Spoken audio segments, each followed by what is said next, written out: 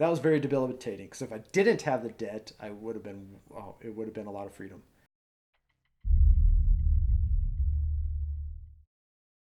Some people were watching, they're like, "Oh, just go get a job." What is your reply to that? Go get a job. Yeah, and Are like you here talking you like, are working, it's like yeah, I had you're multiple still, jobs. yeah, you work. Yeah. I had a family. My wife, she was working a little bit. It's just so expensive where I was living. My parents lived there, and yeah, I could have moved to a different state or something, and it would have been easier.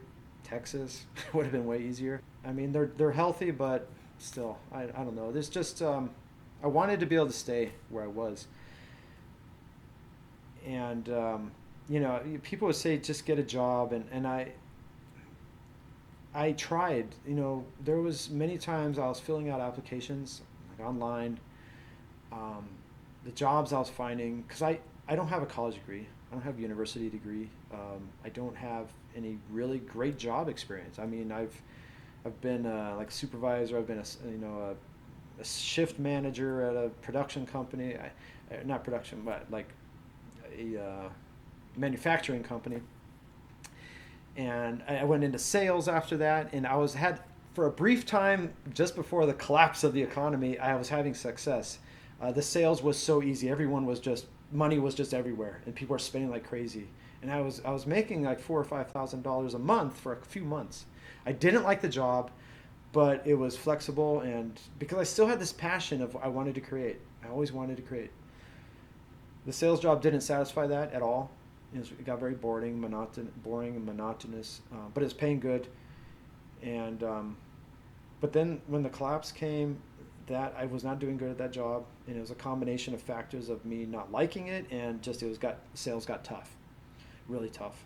My photography business, which I was doing kind of good at, it was growing, and at times I've made a few $100s a day doing that. That virtually wiped out. The clients that I worked for regularly, their business was gone, and so I didn't have any business there. That was when I started stock photography. So times were hard, and I was doing different jobs. I was always looking for work, it seemed, and I started to notice how I was spending so much time looking for jobs. They didn't pay much. Initially, I mean, I went to temp agency. I remember after the recession going to temp agency and the people telling me like, you can sign up, but there is no work. We have absolutely nothing. We can't place anybody. That was the reality. I remember getting a job at a telemarketing firm. It was $10 an hour, which was far less than enough. I would have to have two full-time jobs in order to live on that. Just the depression that hit me right after that. I mean, I couldn't handle that job. It was just it's not working. I quit. I was doing another job. I had two jobs. I just stuck with the sales job for a while. I struggled. I wanted to keep the sales job because the flexibility. They gave me a lot of flexibility, but I was making like $50 a day. I started doing pizza delivery too. So I was doing pizza delivery, doing stock photography, and doing the modeling jobs at times when those came. And then there was for a long period I was delivering flyers door to door for a guy that he was like he worked for Time Warner Cable, this cable company, and he would once a week like go out and just blanket certain communities with flyers. And I hated that job. Hated the job, but he gave me cash. I did all kinds of crazy stuff. I was collecting signatures for petitions at a time. Hated it. You're the guy sitting at a little fold-up table in front of Walmart or Target or a supermarket, asking you to sign for this and that. All these different measures or things they wanted to get on the ballot, and you had to act like you had to come up with like this pitch, or why they should sign, and if they didn't want to, then well, just sign it anyway. I mean, you're doing whatever you can to get people to sign, and the most I ever made was like $15 an hour at that. That was for like a couple days. Most of the time I made like between $3 and $5 an hour, but I had nothing else, so I stuck with it, and it was driving me crazy inside. I just felt this churning in my stomach, asking people. I got so many no's. Something interesting about that experience, though, was we talk about failures and failures being the path to success. Really, I got to a point where because people telling me no was bothering me, so I trained my mind I did an experiment. I'm going to keep track of all the no's. I want to see how many no's I can get today. And so I just started doing that. I would pitch them, and they'd say no, and I'd like put a mark. And it got fun. Like, oh, good. No, no, no. Oh, yes? Oh, damn. It's like the yeses. That was where I was getting the financial reward, but it wasn't my goal. I'm trying to see how many no's I can get. But that really worked, and it really helped my psychic, my mentality and my emotions to be able to handle doing that job. But still, the pay was so low. I made so low. Some people did good. People, maybe an attractive woman. Everyone will sign it. I'm not an ugly guy, but people wouldn't sign. I don't know. And so I did all these different jobs, and I was looking for other jobs, and I just found every job I applied for, I would spend like an hour. You do these online applications. It takes so much time applying for. I signed up with all kinds of different companies and stuff, and I wouldn't even get a call back or nothing, No interview, nothing. Well, occasionally an interview.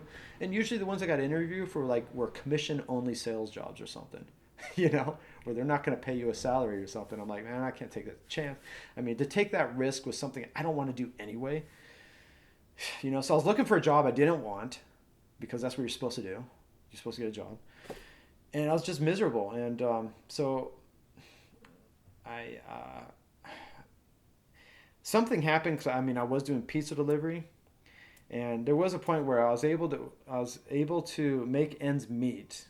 I was working all the time. It was so frustrating, I'd work during the day, and I was doing extra work up in LA, and so I'd be up there, and I'd sometimes sleep in my car, and then when I'd have multiple days of work, and then come back home, and I would do pizza delivery always on the weekends, and it was terrible, frustrating, because I never had family time. We never went anywhere. My son he wanted to play, and I gotta go deliver pizza, and I would do stock photography in between, and fortunately that was growing a little bit, but there came a point where my car broke down, the engine blew, head gasket, it was done.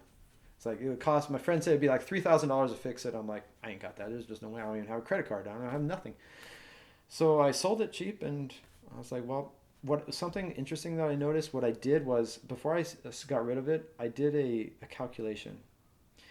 I calculated how much money am I really making by having the vehicle. You take all the expenses of having the vehicle and versus how much money you're making, and break it all down. I found out I was only making $8 an hour overall, with all the travel time to LA to do extra work, and the pizza delivery, driving there, and then, subtract all the expenses, the car repairs, the insurance, the gas, all that. Turned out I was making about $8 an hour.